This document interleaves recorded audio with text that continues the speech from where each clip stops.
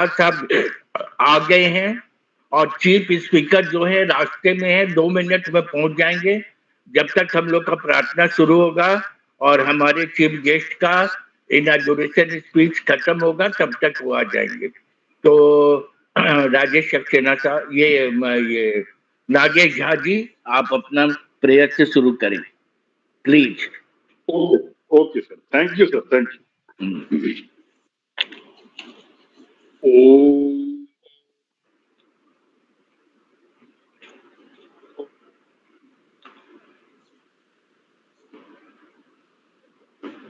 ओम अस्य श्री गणपति षडाक्षर मंत्रस्य भार्गव ऋषि अनुष्टुप छंदः वम देवता यम यम सर्वाधिक सिद्धयते जपे विनियोगः।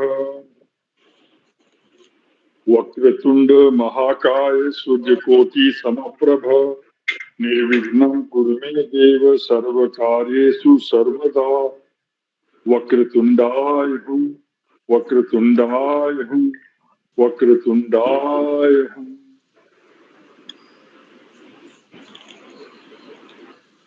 कर्पूर गौरम करुणावतारम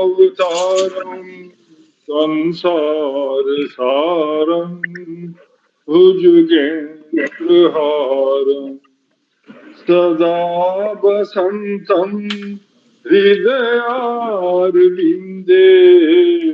भवं भवानी सहितं नमामि।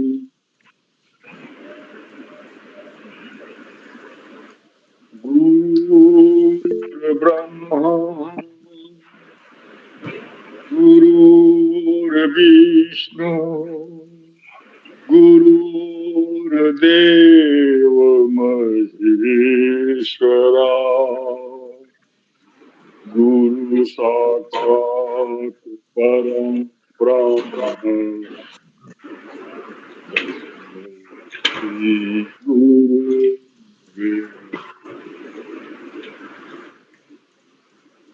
अखंड मंडलाकारं व्याप्तं चरं तत्पदं दर्शितं तस्मै श्री गुरुवे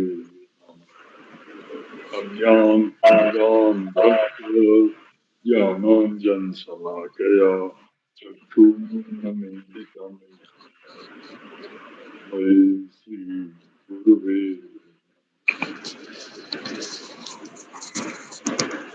दुर्गा जी का वंदना। जयंती मंगला काली भद्रकाली दुर्गा क्षमा शिवा सदा नमोस्तुते। Thank you sir. बहुत अच्छा, बहुत अच्छा। अब हम अपने चीफ गेस्ट उमेश बदानी साहब से रिक्वेस्ट करेंगे। हमारे आज के speaker doctor S K. Mishra ji आ गए हैं। उनका स्वागत करते हुए कार्यक्रम आरंभ करने का अनुमति दें और कुछ बोलना चाहें तो इनॉग्रेशन में थोड़ा सा बोल दें। तो हमारे बदानी साहब। मेरी आवाज सुनाई दे रही है? बिल्कुल, बहुत बढ़िया सुनाई दे रही है। हाँ, बहुत बढ़िया सुनाई दे रही है। अच्छा, आपकी आवाज कोयल जैसी है सर। जी जी। तो मैं जो आज के चीफ स्पीकर उनका स्वागत करता हूं और इसके बातचीत के क्रम में कुछ ऐसी बातें होंगी जिसमें मेरा कुछ इनपुट की आवश्यकता होगी, तो मैं जरूर भाग लूंगा। तो ज्यादा समय ना वेस्ट करते हुए वो शुरू करें अपना कार्यक्रम। और जी बहुत बढ़िया सर, बहुत बढ़िया। और अपने ये प्रसाद साहब आ गए हैं, केरला से आए आज। कोचिंग कहाँ से? हाँ, कोचिंग से आए हैं। तो प्रसाद साहब आप कुछ हम आशीर्वाद अपना दे दें। प्रसाद साहब, एएन प्रसाद साहब, एएन प्रसाद साहब, एएन प्रसाद साहब। हाँ जी जी, मैं आपकी बात सुन रहा हूँ। और अब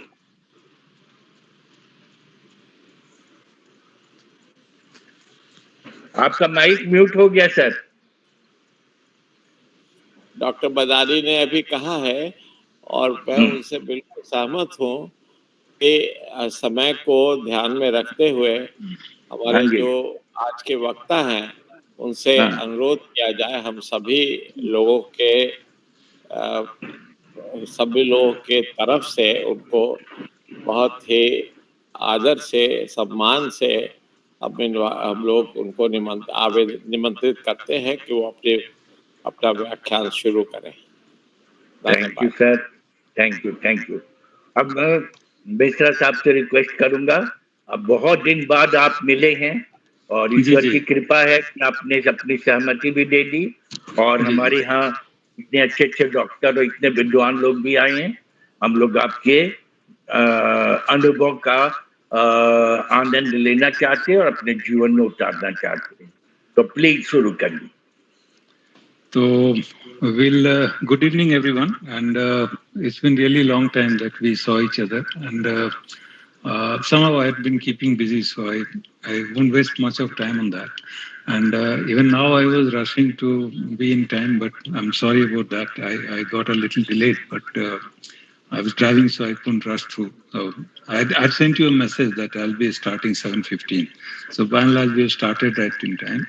So we'll talk about healthy lifestyle and how to achieve it. This is a very kind of burning topic for the time, and everyone is now aware of what lifestyle or a bad lifestyle can do to life or the living. So there are certain things we must start with. Number one is, what is lifestyle? Lifestyle is the way we live. It can be defined in a number of manners, but the lifestyle as we see it is the way we live on a day-to-day basis, and it can lead to a healthy life, it can lead to unhealthy life. Now, if you go a little back into the last century was dominated by infections, largely infections, and people would die of infections left, right, and center. And there were villages after villages which were, wiped off due to plague and cholera and minor infections. But 40s, there was discovery of penicillin, and that led to a remarkable change in the outcome of infections.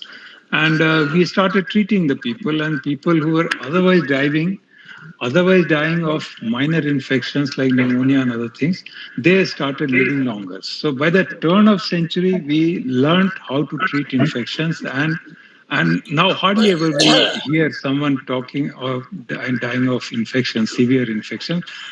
There are exceptions, of course, and that may be related to the lifestyle that we'll come to later.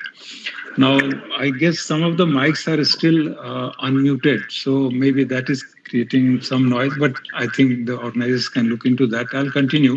So lifestyle is important in the sense that by the turn of century, as I've said, we took control of infections, and we saw that nobody was dying of infections. Then what happened? During this course of everything happening, we started living rather, easier life. And in 40s and 50s, while India had just become independent, we had a lot of things to struggle with. Somehow those things started waning, and we started living a more comfortable life. More comfortable life means it affected our day-to-day living, and that affected chiefly uh, some of the habits which led to some of the diseases which we named as non-communicable diseases. Non-communicable means it could not be caught from one person to another, like viral infection or cough or cold, which can be caught from one person to another. And we recently saw the havoc that COVID virus created. But this is non-communicable, which means most of the diseases that come under this, precisely 4 of them: cardiac diseases, diabetes, high blood pressure, cardiac diseases included, stroke, and cancer. So all these 4-5 diseases, they have been summarized as, there are others also, but these 4 diseases have been summarized as major challenge to the healthcare delivery system, and that is called non-communicable diseases. Again, meaning thereby it cannot be caught from one person to another. Like if you're sitting in the same room with someone who is diabetic, you will not catch it Otherwise, if someone is having scabies or someone is having cold, you might catch it. So non-communicable diseases, they are the major challenge. Why they are major challenge? For a simple reason. If you have cough, if you have loose motions, if you have diarrhea, you can be treated with a drug or without a drug sometimes. Most of the times, minor infections are treated without drugs, but then drugs are also given, and they are given for a short course of maybe 5 to 7 days. In exceptional cases, it could go on to maybe 2 weeks, 3 weeks, depending on like urinary infection, we treat longer. But in no case it has to be given longer than that, except of course tuberculosis or leprosy and some other diseases. But by and large, most of the diseases can be treated within 5 to 7 days, and that gets cured. But unlike that, these 4 diseases that I mentioned, they cannot be treated over a period of 4 or 5 days. In fact, they cannot be treated, they cannot be cured. So there's a difference between curing and controlling it. Now, why we should control it? Now we know that this cannot be cured. Once someone has got diabetes, it cannot be cured. Someone has got high blood pressure, it cannot be cured. Stroke cannot be cured. Once it has happened, it has happened. So we control it. Now, controlling it, that requires a lot of patience. That means we must control it after it has happened. But the bigger challenge is how to stop it from happening. Once someone has had a heart attack, it is treatable. It is treatable to the sense that person can come back to the normal life. He can resume his duties. He can start working. But no, he cannot be as normal as he used to be in most of the cases. So why not stop it right in the beginning, in the primordial stage? And that is where this whole talk is concentrated on. That means how can we check the development of these 4 deadly diseases, which is creating a havoc. Why it is creating a havoc? Because it is at a personal level, of course, it makes you sort of not very capable of working. Like most of us, we've seen the working age group is what, 15 to 45 or 50 years. Most of us in India. Now, in this period, if someone catches this disease, someone who is diabetic, you cannot send him over to a site where a lot of hardships he has to face. If someone has had a heart attack, he cannot be, given the responsibility of a major project, because that is not, that person doesn't, he's not in control of his health. He's not in total control of himself, which indirectly or directly translates into lower productivity. Now, those in HR, they will understand what I am talking. Low productivity means absenteeism. Absenteeism because of poor health, or worse still, there are people who are present but still absent. That is, bodily they are present but they are absent. Their contribution to the organization or the nation or society has become very, very questionable, which is why this is important. Also, if you look at it financially from the government point of view, then treating such cases or taking care of such cases, it becomes very important to understand that it has to be given for life. I repeat, it has to be given for life. So someone who has been declared diabetic at the age of 42, he has to be given treatment for another 40 years minimum, which means either state gives it or you have to spend from your own pocket. Ultimately, it is a financial drain. So all things put together, we need to look into why and how we can control these 4 diseases which is affecting our lives. I think this gives a ice breaking, and this gives a background of why we are here to discuss this. Now, if you see the 4 things that are related to this lifestyle diseases, they are bad or poor or unbalanced diet, low physical activities, use of tobacco, and stress. And that is where we need to be very careful about. Low physical activity, unbalanced diet, use of tobacco. These 3 are very, very important, and they have to be addressed. While addressing them, we must understand what to eat, how much to be active, how much to remain active, and then no use of tobacco. I guess this is clear. Now, these 3 important factors have to be discussed because these 3 are common thread which run through all these 4 or 5 diseases that I just mentioned. So we start with the diet. Now everyone has been taught since class 3 or 4 or 5. You all remember that we should eat green vegetables, we should eat a lot of proteins, we should eat healthy diet.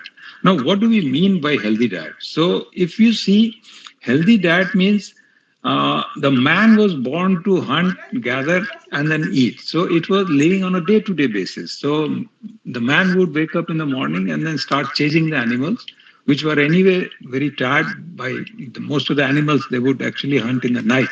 So they, by the dawn time, I mean, the animals were tired, and the men were very fresh, so they would just go out, chase them, kill them, and eat them. There were no refrigerators, so it could not be stored. The food would go bad, and then they had to wake up again, and that is how men lived. Now, agriculture started 10,000 years ago, almost, and then that created some bit of problem because people did not have to wake up every morning to arrange for food. So they had to store the food. Agriculture permitted them to make some food or create some food or grow some food which could be stored in silos and godowns and which could be eaten all the year round. This was a major change, which means the people who had to wake up early in the morning, run, chase the animals, and then get the food, they were fit because they had to run every day. In fact, the animals they chased, they also were fit because they had to run for their lives. So it was a contest for life.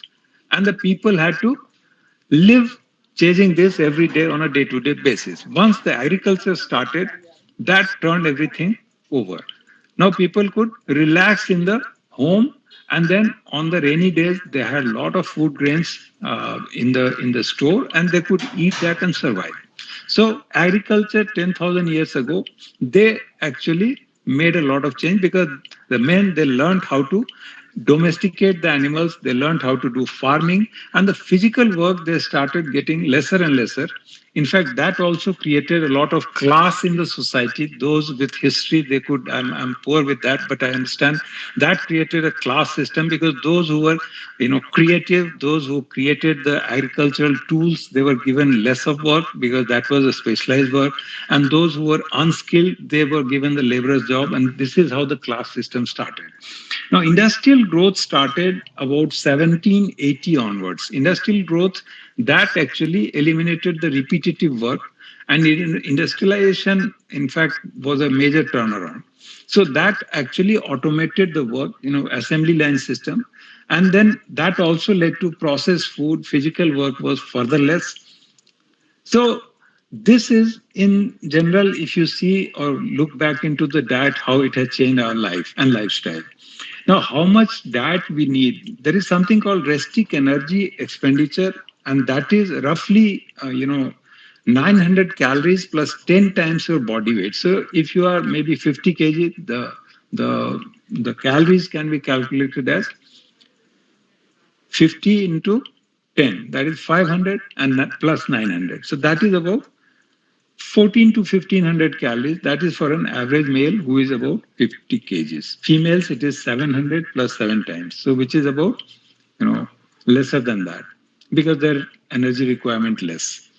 And then depending on different category of workers, those sedentary workers, they'll have less. The moderate worker, the heavy physical worker, they will be needing more of calories. So those working in the fields, those who are working in the building, construction, carrying a lot of load on their heads, walking all the way, so they'll require more and more.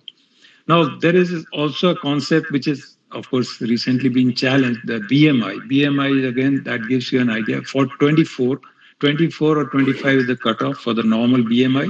And if anything which is more than 30, that is obese. That was the earlier concept. Now they have changed this concept and they're challenging. But by and large, BMI works well for the obesity. Or something like, waist-hip ratio. So waist-hip ratio should be less than 1 in females, and for males it should be 1.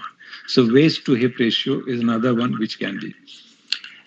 We are at a point where we can discuss about free radicals and what is aging. Free radicals are something which are, like bullets. The body creates these bullets to kill the bacteria or viruses in response to minor infections on a day-to-day basis, on a minute-to-minute, hour-to-hour basis.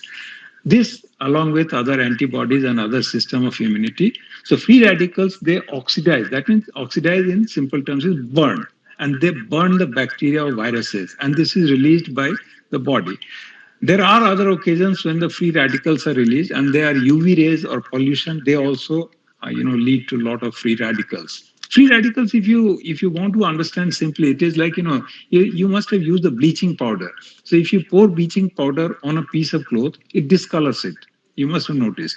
So that is because of free radicals. So free radicals, in the same manner, destroys all the unwanted stuff. Now, this is also triggered off unnaturally by irregular lifestyles. Now, this is important to understand. If your lifestyle is bad, then these bullets will be unnecessarily released in the body without any provocation. And that means your body will start burning itself. Am I clear? I guess I'm clear. So if you are having unnecessary free radicals released in the body, that means they are going to harm you. And they can be triggered off by bad lifestyle, fast food, smoking, stress, high salt intake, high, Ajinomoto and kind of thing. So these things can trigger off the release of free radicals. And if they are in excess, as I've said, they can lead to cancer also. They can help, deposition of bad cholesterol inside the blood carrying vessels. It can cause dementia, where people start forgetting things early, Alzheimer, and it can also lead to blindness. So there are many things that can happen because of free radicals. So what I mean to say is, if our diet is not good, we are not very careful about the lifestyle, then probably we are inviting these free radicals to oxidize our bodies. And in other words, we are aging faster if we are not taking care of our lifestyle and our daily habits. Coming back to the calories, carbohydrates, proteins, and fats, they are the major supplier of calories. That constitutes the food on a day-to-day basis. So we start with carbohydrates. Carbohydrates, we all know that they are in food grains, and food grains, they release a lot of energy. That is a kind of instant energy, and this gets us going all the day. And this is very much needed, especially brain, heart, kidneys, all the vital organs, they require carbohydrates or glucose in other terms. Carbohydrates are broken into simple glucose, and they are consumed or utilized by the different organs through mitochondria and other things. Now, if you eat a lot of carbohydrate, it can release a lot of glucose in the blood, and it can again lead to glucose spike, which can lead to the powerhouse, that is mitochondria at the mito or cellular level. They are overworked, and that is, in some we call it inflammatory state. That is like in a house on fire. So if we unnecessarily consume a lot of carbohydrates, then it is similar to a house on fire, which means free radicals are generated, and as I've said, the blood can start depositing cholesterol inside the blood vessels, leading to choked blood carrying pipes, leading to lost vision, heart problems, kidney problems, brain problems. So this is the beginning of it, which means if you take carbohydrate which does not give you sudden spike, it's a kind of you have a guest, you can treat them well. But if you have 15 guests suddenly in a home, suddenly the whole household becomes upside down. You must have faced it also.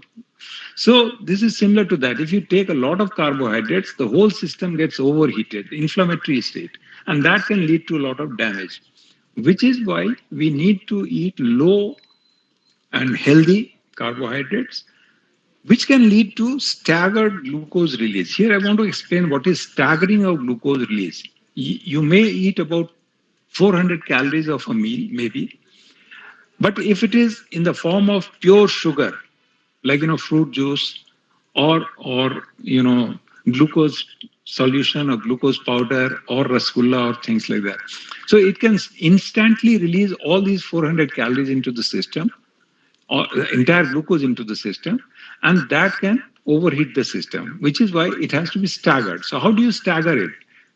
Imagine a rabbit which you want to hunt. If the rabbit is out in the open, it's easy to hunt. But if the rabbit is inside a bush, then it is very difficult. You have to chase it for some time before you can hunt it. Similarly, if you can tangle these carbohydrate into fibers, fibers you must have heard about that. Fibers, resedar.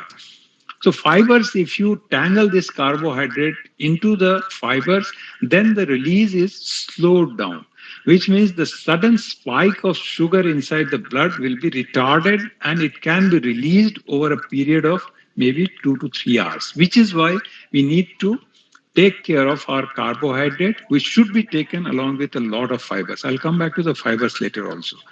That means you should take whole grains, wheat, brown rice, millets. We are talking about millets in a big way these days for these reasons only, because they provide a lot of fibers, and these fibers are very important because of these fibers you can actually look after the sudden glucose spike, which can be taken care of. Okay, so we go for something which is not bright, go for dull colored food, the carbohydrates which are dull in color, like brown rice, no maida, and go for whole wheat and grains. 7 grain is the call of the day. We go for 7 grains. That means it should have and jawar, and other, chana, other things. So low and healthy. High and unhealthy, that means it has no bran, fibers or nutrients. That means white rice, white flour, white sugar, they are all bright looking. So in a nutshell, the carbohydrate that is dull looking could be better for you, which is bright looking, it could not be as good for you. Fibers, as I was discussing, fibers are broken down by some good friendly bacteria inside our intestines, and they create small short chain fatty acids. I don't want to bother you with that. But there are uses of this, because there are certain, acetate, butyrate, propionate, and these are compounds which are formed in response to the fiber. From the fibers, they're broken down, and they help you fight the infections. They are anti-inflammatory, and they can be used as energy substrate also. Most of all, it is actually helping us slow release of sugar into the blood. So nuts, seeds, onions, and garlics and other things they can be had. Now come to fats. Now fats they should be about 30% or something. That should be our diet, daily diet. A nutritionist could be a best person you can get a guide from, because depending on what disease you are suffering from, if you are healthy, then you can actually break it down. A thali can be broken down into two parts. The lower half can be all green vegetables, and upper half can be divided into two. First half can be protein, other half could be carbohydrates. This is a general rule. And put as many colors in the thali as possible. So the body has the fat deposition if you have excess of carbohydrate or if you are taking excess of fat. It's not that the fat only leads to fat. Excess of carbohydrate also gets converted into fat, and that gives the whole belly a very unique shape, which is commonly seen in the oriental countries like India. The big belly, central obesity, which is active. It is not inactive. So it is actually pear-shaped body is seen in the Westerners who have high, protein content in the diet. But in our country, since we consume a lot of carbohydrates, so our fat deposition is about apple shape rather than pear shape. So fat has to be avoided. Then what fat is good? The fat which freezes at the room temperature is not good, because that's a saturated fat. That means go for unsaturated fat, and that comes in the sea fish or general fish, salmon, tuna, sardines. They are very good sources of good fats. And plant oils, of course, canola, peanut, olive oil, sunflower, but they are high in calories, so you have to keep in mind. They are good fats, but they are also high in calories. So it's not that sunflower oil we are taking, so that is going to take care of everything. They are good, but they are not good because they are carrying calories also. So palm oil is to be avoided as much as possible. Trans fat has to be avoided. Trans fat, you know what is trans fat? The trans fat is something which is uh, heavily consumed in the food industry, and it is used everywhere, almost everywhere. Think of samosa. You think you're passing by the samosa stall, and it's very difficult to restrain yourself because of the flavor. So, trans fat gives flavor, it keeps the food crispy, and it gives a longer shelf life. So the samosa he prepares in the morning, it can as well be served till the evening because he has put a lot of salt also inside so that the bacteria cannot grow and the flavor will remain. So trans fat has to be less than 7% of the total fat, but avoid it as much as you can. Then we come to the proteins, and proteins are the building blocks. They fight for you during the infections. It is the protein, remember, which has saved you all so that we are sitting together after the COVID. It is the protein that you might have consumed in your childhood, all your life, or during the COVID episode. But proteins are the saving grace. They are the building blocks for the body. The growing children, they need a lot of proteins. And of course, at all the ages, the protein should be there in every meal. One or two pieces of protein. Animal proteins are better, but no doubt other proteins are also very helpful. And as we say, poor man's protein is dal, so a lot of dal has to be consumed. Beans and pulses, soy and tofu there. Go nuts. Nuts are very good with protein. Snack on almonds, walnuts, cashews. They're rich in fiber, protein, fats. And then go fishing twice a week at least. Sea fish, that is preferable. Use less oil. See, preparing, baked is better. Preparing the food is very important. I wish I could give you more insight into that. But I guess using less of oil, using more of grill, more of roasting, oil-less cooking has to be there. That will save your life. So now, healthy eating. As we said, don't dig your grave with knife and fork. Don't use your knife and fork to dig your grave. Think of Mediterranean diet.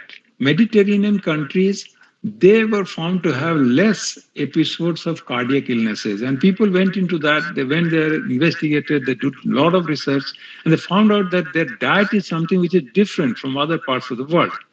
What was it different in? They used a lot of fruits, vegetables, salads, whole cereals, seeds, nuts, olive oils, sea fish, cheese, curd, seafood, and also they were very active. That led to a belief that Mediterranean diet has to be preferred. You should accommodate as many of them as possible in your diet on a day-to-day basis. Then apart from that, eat multiple small meals and portions. That means eat to live, not live to eat. Short meals for long life. Stomach is not a waste basket. Do not treat your stomach as a waste basket. No. Treat yourself with dignity. Eat short, small meals, which is nutritious. Eat in company. Don't eat alone. If you're eating alone, you'd be eating a lot. Chew and relish. Spend time chewing it. Have salads before feasting. When you're going out to feast, avoid feasting. Have your own meal back home before you report for any grand get-together. We have a lot of festivals and religious functions going on all the year round almost. So please avoid eating outside or at a friend's place. Remember, a dieting of 15 days can easily be ruined by one meal at your friend's house. So always remember that you are in control of your own body and your life. So do not eat unnecessarily, recklessly, like someone who is illiterate. So eat in company, chew and relish, give some time to chew, relish. In any case, it is very, very important to realize that someone who has cooked the food for over 3 hours should not be eaten in 3 minutes like savage wild animals. It is a disrespect to someone who has cooked the food for that long. So eating in company slowly, that will satiate you. The signals from your stomach will be there into your in your brain, and that will tell the brain not to eat any longer. Cut on salt. Salt means canned food, preserved food, snacks, the fast food, the junk food, sugar that has to be stopped. At least raw sugar has to be discouraged. No sugary drinks, only sweet potatoes if you want. Raisins and fruits can be taken once in a while. Old pickles, always remember old pickles, which we all are about to prepare. The mango pickle season is there, but they all are loaded with salt and they have to be taken in moderation. Dinner 2 hours before the bedtime. Allow the dinner to sink in before you go off to sleep. Junk food, past 50 years, things have changed. Changed in the sense that the kitchen is waning. I've heard from some of the youngsters in Bangalore, and they were telling me that now they are selling flats which has kitchen optional flats. Can you believe it? The flats they are selling has no kitchens because they are saying that we are outsourcing the kitchen from different platforms. I can't take the names of them, but you order them and within 15 minutes they have all kinds of food available. So kitchen is waning, fast food is gaining, the industry is gaining. Food intake has gone up by several hundred calories in past 30 years thanks to all these easy availability. They are high in fructose, high in calorie, lipid that is fat rich, and they are high salt and nitrate contents, low leptin, high ghrelin, no satiety. That means since they are high in calorie dense food will never allow your brain to perceive that the stomach is filled. If the volume is high, as I've said, it is full with fibers, then it will stretch out the inside of in the stomach, and that will send a signal to the brain that, okay, stop eating. But if you take calorie dense food, in that case, what happens, the brain stops getting such signals, and then you continue to eat. And the children, our youngsters, they spend all the night working. I really feel for them because they work all the night. They keep taking all these junk food, they keep drinking coffee, and that is how they're destroying their health. Easy reach is there, good flavor, more intake. So that is junk food we must avoid. In a nutshell, the food should have as many colors, the rainbow diet, as many colors as possible. Eat small meals, eat in company, eat healthy, and choose your food wisely. Water intake, that is again a very common problem that people ask me. It depends on where you live. If you are living in places like Raipur, where it is 40 plus already, the temperature, then you need to take more of it. Season, depending on season also, in cold, we need less of water. Outdoor workers, they'll need more of water. Activity levels, depending on if you're a player, if you go outside, then the water. But in general, uh, illnesses, fever, kidney diseases, prostate, we restrict the water intake. Those who are having prostate problem, they need to have all the water, before 7:30, and after that they have to relieve themselves before they go off to sleep. Then pregnant and nursing women, their intake is different. My point is that water intake is related to what you do, how you are living, and there cannot be a generalized statement like you must take 5 liters of water or 4 liters of water daily. No. In general, it is 1.5 ml per calories that you eat every day, which means if your diet is about 1500 calorie for the day, then the water intake should be accordingly 1.5 times of that, which is about 2.5 liters. So water intake we have cleared. Exercise. Now this is very important. People always have a question about how much exercise, and I have no time. I'm very busy. Friends, if you have no time for exercise, then you prepare yourself to find time for illnesses and spending some time in the hospital. Not fit enough. Some people will say, no, I'm not fit. My doctor says, no, you cannot. No doctor will say, do not exercise. They'll customize the exercise for you. They'll tailor the exercise for you, but exercises have to be a part of your living. Some people will say, I'm very tired, I come back I'm not the athletic type. So it's very boring, very painful, very harsh. Oh, no, it's too late. I'm 60 now. You asked me to do exercise. A lot of excuses. But benefits are immense. It triggers your body's good hormones. You've heard of morphine, opium. There was opium war. There was opium route through China. A lot of things happened in 18th century. So opium is something which relieves pain. It gives you excitement, a lot of relaxation. Now, when you do exercise, something happens inside the body. I'll tell you a small example. If someone beats you up with a stick, first stick, second stick, it is very painful. After that, the body does not perceive the pain. What happens? Because a lot of morphine-like substances are released in the blood by the brain, and that takes away the pain. So this is the mother's nature mechanism of surviving the pain. Now, if you do exercises, if you do some strenuous exercise, a lot of good, these morphine-like substances are released in the body. In other words, you feel good. These are happy hormones which are released in your body and you feel good. You feel happy. It improves your mental status, your intelligence, your activity, mental activity will improve, your brain functioning will improve. It cuts on anxiety, it cuts on the stress. It also exposes you to the vitamin D. It's very surprising that many of the patients that I see, they come to me with low vitamin D. It is an irony that people living in a tropical country like India, where we have exposure to sunlight almost all the year round, and we still run short of vitamin D. This is an irony because we live in our homes, we go out in the car, we go out in the buses and trams and taxis, and we go to the office, come back from the office, we go to the mall, buy things. So no point of time we are exposing ourselves. Forget about ourselves, not even our children are being exposed to the outdoors and sunlight. Strong bones are muscles, so you have less chances of falling down and injuring yourself, especially at 60 plus. If you fall, then you have actually pinned yourself to the bed for at least 3 to 6 months. So the benefits are immense. People should actually think of it as something which can control the weight. It can also cut on the cardiovascular risk, diabetes, cancer, colon cancer, breast cancer, and it in general gives you better chances to live. Now, how to do the exercises? Go slow, sustain it. Do not jump into it. Do not do it 1 hour today and then 3 days you relax. No.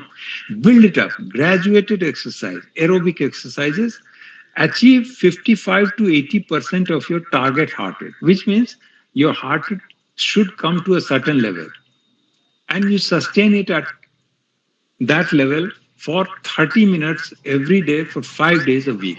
150 minutes of aerobic exercise. How to calculate the heart rate? Roughly speaking, you bring it to do something which can bring it to 120 to 130 per minute. It is actually 220 minus the age. So if someone is maybe 60 years of age, so his heart rate should come down to almost, how much does it work? I guess it's about 120, 130. So depending on but in general, anything more than 110, it should be brought to that and kept at that for minimum of 30 minutes by way of running, jogging, playing, tennis, swimming, dancing, brisk walking, do whatever. But then you need to keep it at that for 30 minutes.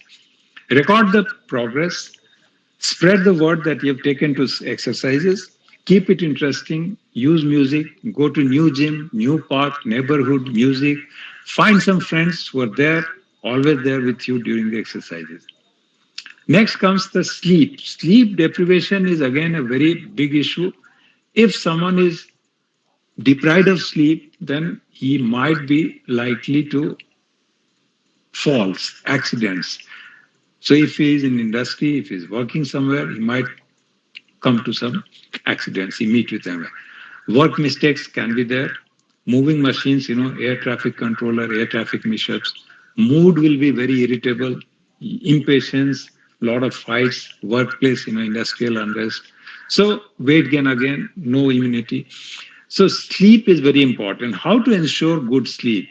For good sleep, we always say that you must earn your sleep in the coins of physical activities. You cannot have a tablet of sleep for a long period of time.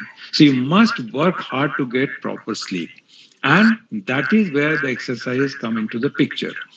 Sleep schedule must be kept even on holidays. Do not overeat or undereat. When you go to bed, please carry no electronic gadgets with you into the bed. Remember, bed is only for two things, for sleeping, and the other thing I'm not spelling it out. Comfort, room light, it should be very dark, the mattresses should be comfortable, pillows should be comfortable. So, in a nutshell, you must maintain the sleep hygiene, which is very important. Yoga and meditation, they have a lot of things, lot of importance in our day-to-day life. You must practice, but see, everyone in every street, every nook and corner, you'll have an yoga expert. Please see to it that someone who is teaching you yoga, he is aware of it and he knows how and how to do it. But yoga has its role in controlling all the diseases that I have been repeatedly mentioning. Then next comes alcohol. Alcohol is a slippery slope. Please do not start it if you have not taken it ever. Moderation is the key. Maximum of 60 grams a day prevents. Some people say that it might prevent heart disease, the red wine, but please do not fall in the trap. Stay away from alcohol as much as possible. From this forum, this is my message: no alcohol. And finally, the tobacco. Now, tobacco is a major risk factor in lifestyle diseases. And if someone has been smoking for all his life, he might as well say that, oh, it's too late. I've done it for such a long time, probably all the damage is done, and there's nothing I can do. Please, for God's sake, remember, 2 hours after the stoppage of smoking or cessation of smoking, nicotine is out of your system. 12 hours, carbon monoxide is out of your system. There's more air in your lungs and you feel fresh. 2 days, there's a better sense of smell. 2 months, lungs are more efficient. Your cough will be coming out faster. Blood flow to the limbs and brain, that improves. 12 months, the risk of heart disease will be half compared to what it was earlier. And in 10 years, remember 10 years, the risk of lung cancer is less than half. And in 15 years, the risk of heart attack and stroke is almost the same, which means it is never too late to stop smoking or using tobacco. I guess I'm very clear on that tobacco is harmful, and stopping tobacco at any stage in life is always helpful. That should be the message. Needless to say, tobacco is a major contributing factor in genesis of cancers. So with this, I come to the end of this talk. I try to keep it small and relevant. I hope it has been perceived well. And if there are any questions, another 15 minutes, I'll be able to take them. I thank all of them, all of you who are present here, for at least giving me a patient hearing, and I'll welcome all the questions. Thank you very much. Thank you. Jai Hind. बहुत अच्छा doctor S के Mishra, you have given very nice suggestion, and you have narrated that how exercise is useful for us, how tobacco is injurious for health, and how what is sort of thing we should take in food, what is sort of thing we should avoid. So many beautiful guidance you have given, and last time you had also given so many nice suggestions, and people usually hesitate in following the strict discipline of maintaining a lifestyle, morning exercise, morning awakening, morning running, how much useful, and what will you feel you will be getting, how body will be relaxed with these things. You have very beautifully and in a very simple word you have narrated. In addition to Thank you. whatever you have given suggestions, sir, and you have given life to our group members, at least 25, 30 people are here. All are Thank you. great scholars. I will request our special guest, Dr. Sanjeev Sinha, who is head of Department 10. He has come. You want to add something, Dr. Sanjeev Sinha? If you want to add something, please add. Dr. Sanjeev Sinha, you are head of the cardiologist, and you are sending daily handling so many cardiac patients also. So I will request Dr. Sanjeev Sinha, our special guest. If you want to add something, doctor Sanjeev Sinha साहब, आप कुछ बोलेंगे? Doctor, Thank you, Amitabh. Welcome sir, welcome, warm welcome. Thank you very much for including me in the group and inviting me. I was mesmerized by the talk of Dr. S.K. Mishra sir, and you have in nutshell very precisely बहुत अच्छे तरीके से सारे points को आपने बोल दिया. तो डाइट एक्सरसाइज के बारे में तो जो आपने बताया, मैं यही चाहूंगा सब लोगों से कि जो टिप्स दिए वो बिल्कुल परफेक्ट है. And as I am a cardiac surgeon, I do cardiac surgery and see every day patient suffering from cardiac disease and new type of symptoms and new type of sufferings. तो एक चीज आपने जो बताया मैं fully endorse करता हूँ, वो एल्कोहल के बारे में. एल्कोहल के बारे में बड़ा वेस्टर्न वर्ल्ड में या जो हमारे अभिजात्य वर्ग में है, इसमें बड़ी शान से लोग बोलते हैं कि डॉक्टर ने ही तो बोला है कि 2 पेग रोज ले सकते हैं. तो this is a very bad notion और गलत कंसेप्ट है लोगों में. वो किसी यूरोपियन कंट्री में जब मौसम बहुत ठंडा रहता है, सहने लायक नहीं रहती है, तो कभी अल्कोहल से कुछ एनर्जी गेन करने के लिए या लेते थे वो लोग, और खासकर वाइन के बारे में. बट एनी अल्कोहल, जैसा आपने बताया कि सब चीज अल्टीमेटली फैट में कन्वर्ट हो जाता है, कार्बोहाइड्रेट जो भी हो, और वो डिपॉजिट होता है बॉडी में. तो जो हमारे अल्कोहल है, जो हमारे लिकर हैं, सब फुल ऑफ कार्बोहाइड्रेट, चाहे जिस फॉर्म में, और अल्टीमेटली वो फैट में कन्वर्ट होते हैं और आके डिपॉजिट होते हैं. इसलिए इस आपके मैसेज को आपने बोला, ये मैसेज है मेरा इस फोरम में, इसको मैं एंडोर्स करता हूँ और ये बोलता हूँ कि एक गलत कॉन्सेप्ट लोगों को हम लोग दूर करें कि अल्कोहल, स्मोकिंग के बारे में तो सब जानते हैं. और दूसरी एक चीज आपने बताया, एरोबिक एक्सरसाइजेज. अगर आपसे कुछ टफ एक्सरसाइज नहीं होती है, बहुत लाइफस्टाइल ऐसा है, आजकल के यंगस्टर लोग हैं, they are fighting for their so many things, career, study, jobs, सब परेशान रहते हैं, सब तो टाइम नहीं मिलती. तो थोड़े बहुत जो एरोबिक एक्सरसाइज है, जो आपने बताया कि धीरे धीरे करें, जैसे स्कूल में पीटी करते हैं या स्कूल में जो ड्रिल करते हैं, उस टाइप की चीजें हमेशा लाइफ लॉन्ग करते रहें. और इसमें टाइम भी कोई बंदिश नहीं है, जब भी आपको मौका मिले आप इसको कर सकते हैं. It's better preferable to do in empty stomach, but whenever you get chance you should do it, either yoga और एरोबिक एक्सरसाइज. और दूसरी चीज है जो मैं एक बार बता कि ये तो आपने बताया खाने के लिए, डाइट के लिए और एक्सरसाइज के लिए, फिजिकल, ये सब में. दूसरी सबसे इम्पोर्टेंट चीज है हमें इन्वायरमेंट एंड इंटरनल डाइट. जो हमारी मानसिक स्थिति है, जो हमारा ये जो जानना है, समझना है.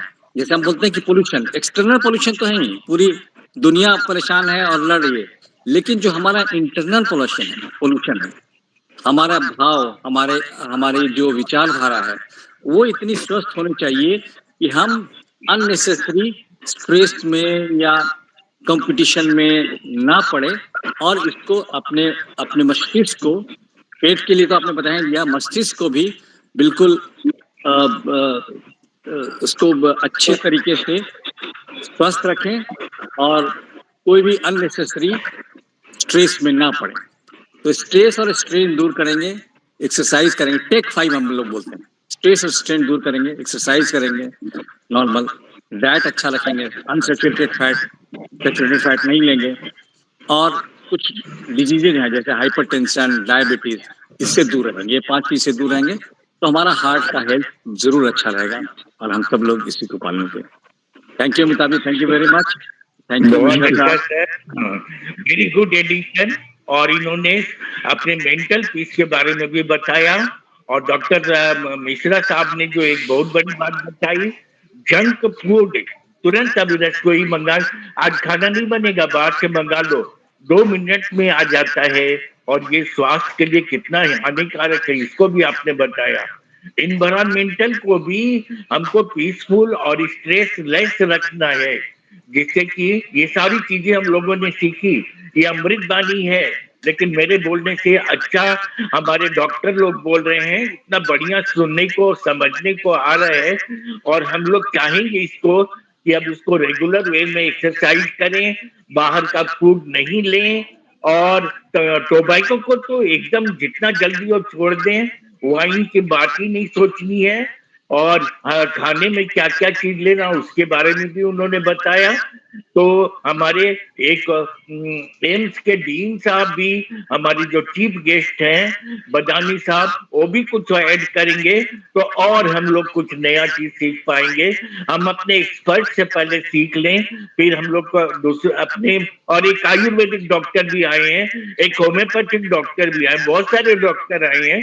तो हम लोग चाहेंगे कि हमारे लाइफ को बचाने वाले लाइफ सेवर डॉक्टर्स जो भगवान की तरह हम लोगों के लिए, वो हमको सजेशन दें।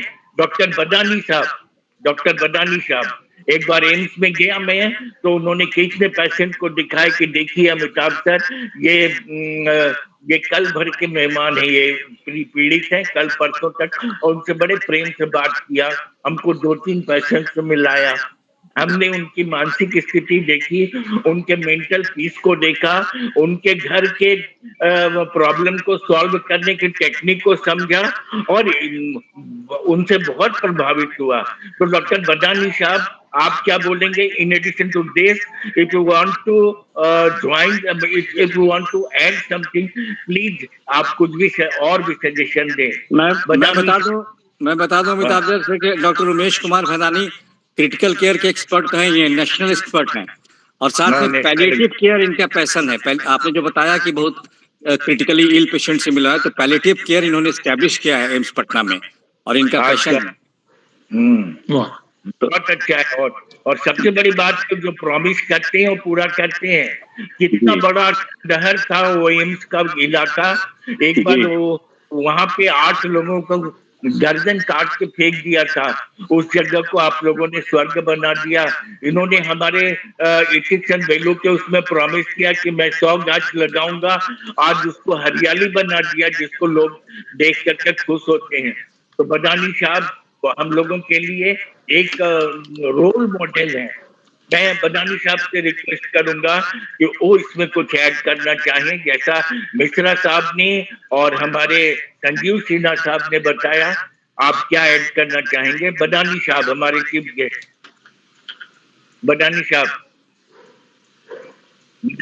आप हैं? बदानी साहब हाँ हैं, तो बदानी साहब आप बोले, हमारे चीफ गेस्ट। आप उनका कुछ ऐड करेंगे बदामी साहब? मैं उनको फोन करता हूँ। हाँ आप फोन करिए। और टेक्निकल प्रॉब्लम।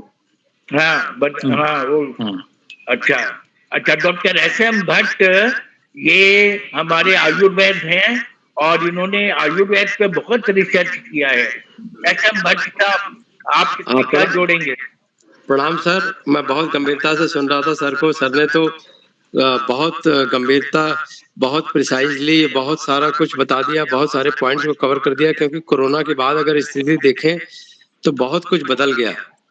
कोरोना ने हमको एक मैसेज दिया कि अगर आप लाइफ स्टाइल नहीं सुधारेंगे, अपने खान पीने में बदलाव नहीं करेंगे, तो आपको जो साइलेंट हार्ट अटैक जैसी बीमारियां हैं वो आप फेस कर सकते हैं। उसमें ना एज का रिस्ट्रिक्शन है, ना किसी चीज का रिस्ट्रिक्शन है। और सबसे अच्छा लगा मुझे डॉक्टर साहब ने पॉइंट आउट किया, वो फूड के बारे में किया। को बोलने दे दीजिए। जी सर, थैंक यू। मैंने थोड़ा एक्चुअली हम एक जगह यहाँ पे किशनगंज आए हुए हैं, एक कार्यक्रम में, तो बीच बीच में मैं थोड़ा सा एब्सेंट हो जा रहा था क्योंकि काफी फोन आ रहे थे, लेकिन हमने लगभग 80% आपके इसको सुना जो लाइफस्टाइल मॉडिफिकेशंस के लिए। और अभी तो मैक्सिमम जो नॉन कम्युनिकेबल डिजीज हैं वो मेरे हिसाब से लाइफस्टाइल मॉडिफिकेशन से, जैसा शुरू में ही आपने कहा कि क्योर तो नहीं हो सकता है लेकिन कंट्रोल हो सकता है। और एक हमारा सोसाइटी भी बना हुआ है लाइफस्टाइल मेडिसिन के हिसाब से हम डिजीज को, और ऑस्ट्रेलिया में उसका कॉन्फ्रेंस होते रहता है। और मेरा एक फ्रेंड है CMC वेलोर में, वहाँ डिपार्टमेंट भी है, department of lifestyle medicine, CMC Vellore में। तो वहाँ लोग जाते हैं और उस चीजों के, और हम हमेशा बोलते रहते हैं कि एक एज के बाद हेल्थ जो है सबसे बड़ा चीज होता है, वो सबसे बड़ा वेल्थ होता है, वेल्थ से भी बड़ा हेल्थ ही वेल्थ होता है। बाकी सारी चीजें ना उसके बाद गौण हो जाती है। तो इसलिए और नेचुरली 3 चीज जो है वो इम्पोर्टेंट है, एक्सरसाइज करना, खाना और शांति से रहना। आलू बैगन पे झगड़ा करने का कोई जरूरत नहीं है, आप चुपचाप खा लीजिए। ये जो शादी के शुरू में आलू बैगन पे झगड़ा हो जाता है कि बैगन हमको अच्छा नहीं लगता, बनाई क्यों, तो उससे स्ट्रेस होता है, और वो ऐसे स्ट्रेस जिसके बिना काम हो सकता है, चाहे वो वर्किंग प्लेस हो, चाहे बेटा मोबाइल क्यों देख रहा है, ये सब थोड़ा हम लोग अवॉइड करें तो चैन की जिंदगी बिता सकते हैं। और मैं सबको बधाई देना चाहूंगा आज के कार्यक्रम के लिए। काफी बातें हो गई। और डॉक्टर संजीव तो वो दिल के डॉक्टर, हम लोग साथ में वो दिल के सर्जरी करते रहते हैं और हम लोग मरीज को बेहोश करते हैं। लेकिन हाँ, ये स्ट्रेसफुल काम है, लेकिन उनका पर्सनालिटी ऐसा है कि उस स्ट्रेस में ये हमेशा खुश और रिलैक्स रहते हैं। और हम लोग के इंस्टीट्यूट में ये एक है कि अगर कहीं प्रॉब्लम फंस रहा हो तो डॉक्टर संजीव को आप रेफर कीजिए, वो कुछ ना कुछ सोल्यूशन मिल जाएगा। तो चलिए, धन्यवाद आप लोग का कि इस कार्यक्रम में मुझे लेकिन सर, मैंने अभी आज सब लोगों को बताया कि आपने पैलिएटिव केयर और क्रिटिकल केयर में जो मुकाम हासिल किया और एम्स में जो एस्टेब्लिश किया, वो एक नजीर है और पूरे देश में आप क्रिटिकल केयर के एक नेशनल एक्सपर्ट हैं।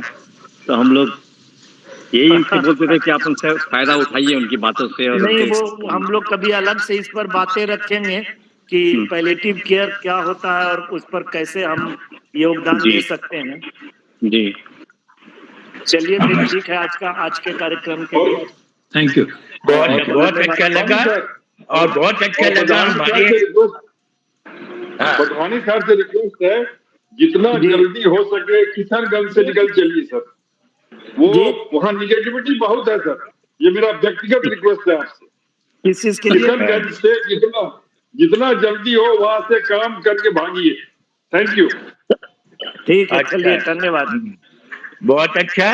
और हमने ये 3 विशेषज्ञों का सुना और हमारे आयुर्वेद के एक्सपर्ट जो SM भट्ट साहब बोल रहे थे।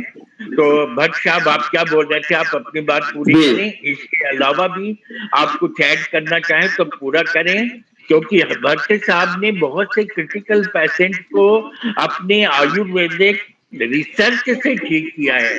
तो वो अपना अनुभव बताएं। नहीं, SM भट्ट साहब मेरठ में है।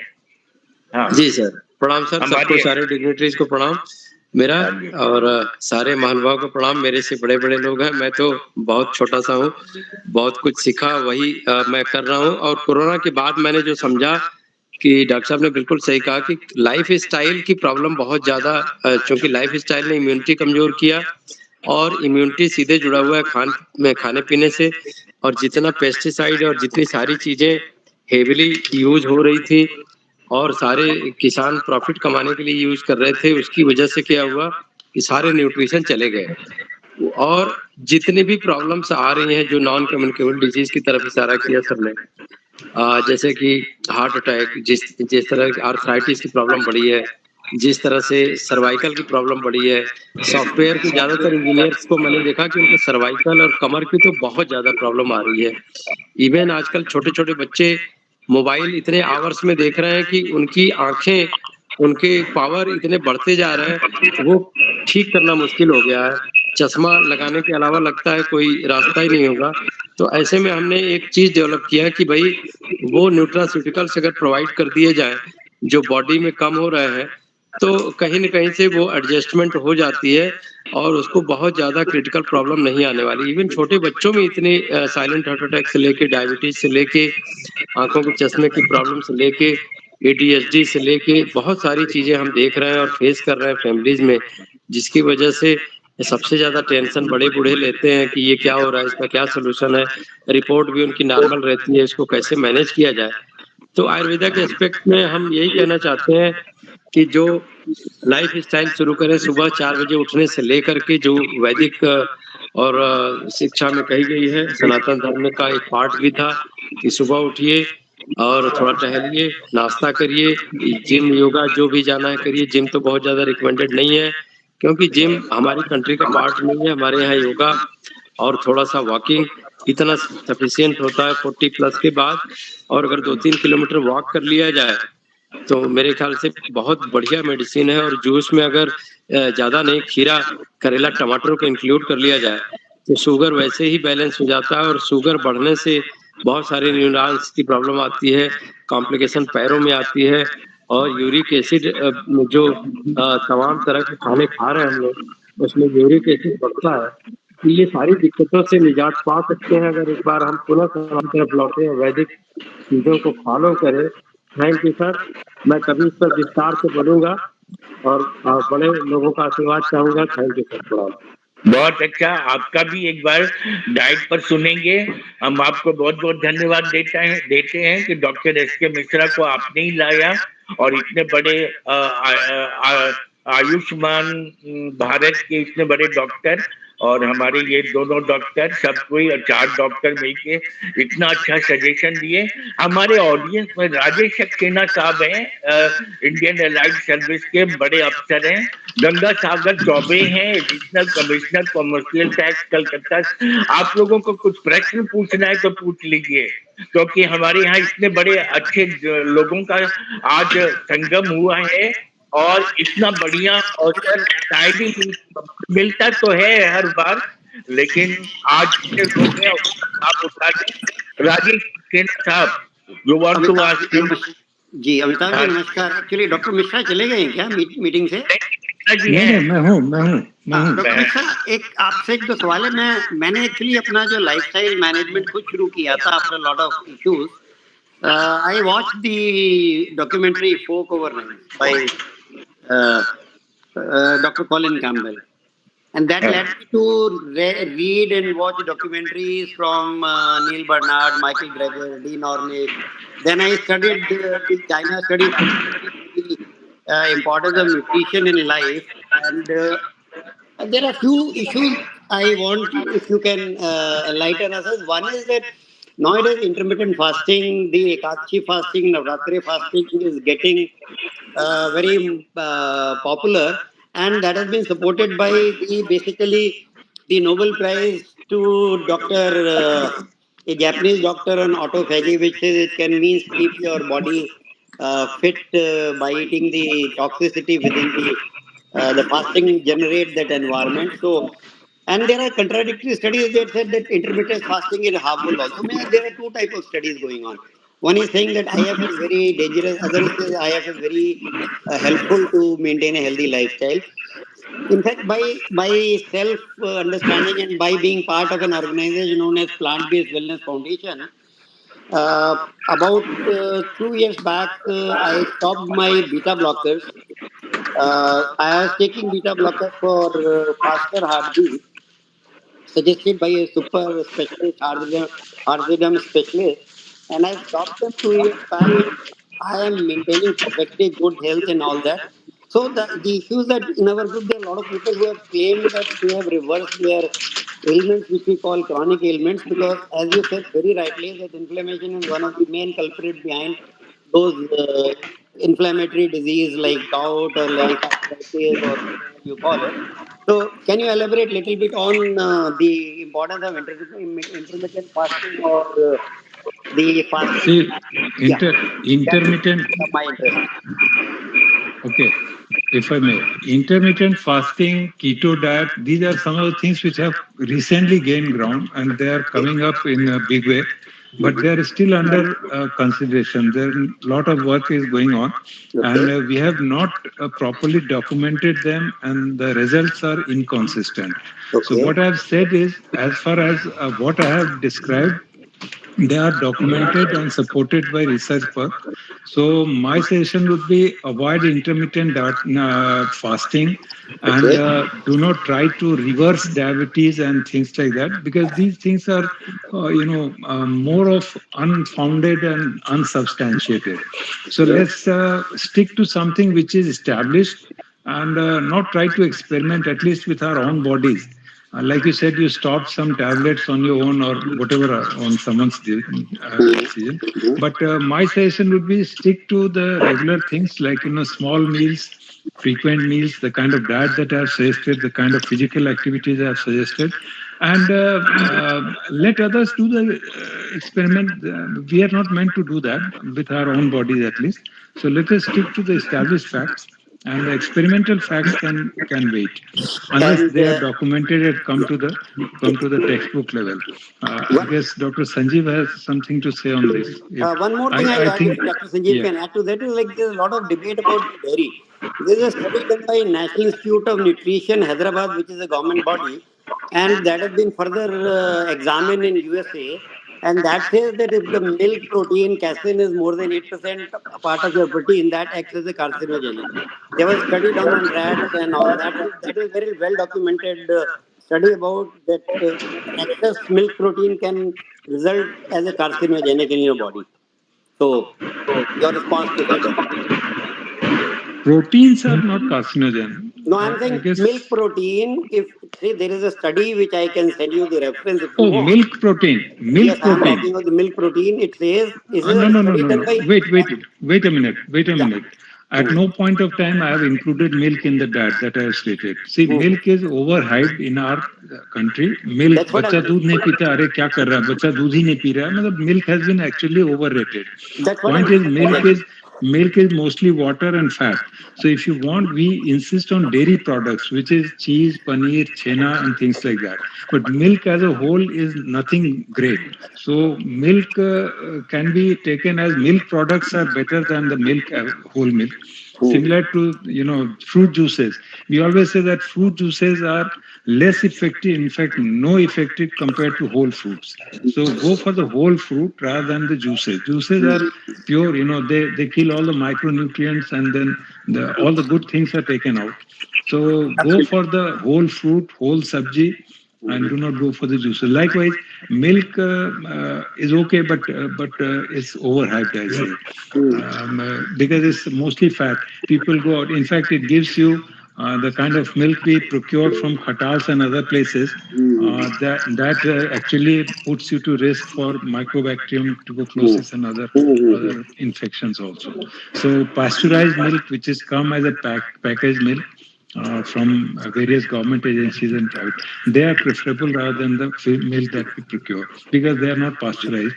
And pasteurization is a very specialized process where you take the milk out to a very high temperature, stay there for a few minutes, and then bring it down. That kills all the harmful things inside.